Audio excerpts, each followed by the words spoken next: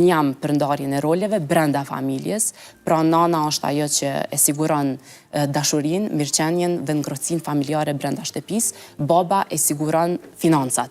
Edhe nga ana tjetër, unë nuk e kuptoj shumë rezistencë. Më japin harmoninë familje. Natyrisht, po unë kam mendimet e mia dhe qëndroj prapa. Po them prap, kjo është jashtëzakonisht me rëndësi, edhe natyrisht isha duke thënë, nuk e kuptoj shumë këtë rezistencën e femrave ndaj këtij mendimi.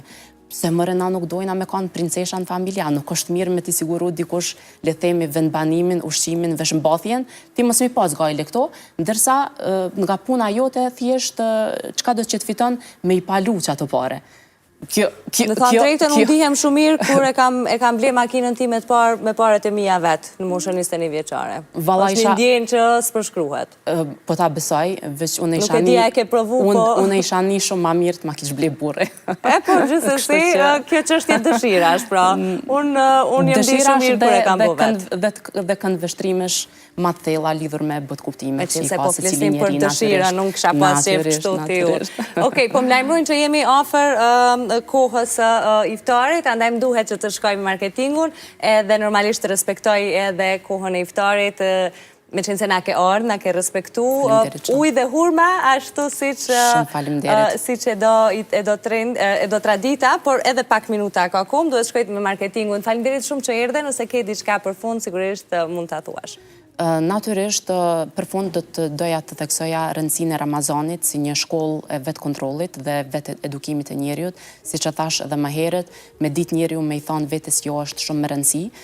Sot ne ballafaqohemi me probleme të ndryshme sociale, e kemi një javë të tërë ku i kemi 3 vrasje në Kosovë, prandaj Ramazani mund të jetë një shkollë në parandalimin e kryerjes së veprave penale, por edhe në reintegrimin dhe rehabilitimin e personave që kanë kryer vepra penale në të kaluaren.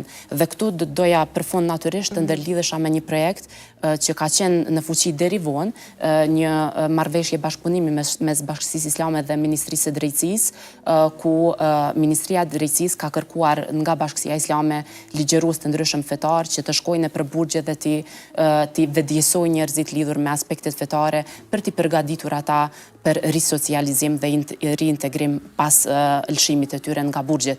Dhe ky projekt është ndërpresh zvoni, ashtu kam dëgju, po natyrisht do doja të theksoja rëndësinë e një projekti të tillë dhe që pse është ndërprerje? Nuk jam në dieni, a është mungesë financave ose mungesë planifikimit nga pushteti ekzekutiv, por do doja të theksoja këtë aspekt që të bëhet planifikimi i duhur dhe të vazhdohet me këtë projekt, pra vedisimi në aspektin fetar i të burgosurve në burgjet e Kosovës. Më vjen sinqerisht shumë keq që nuk patëm më shumë kohë për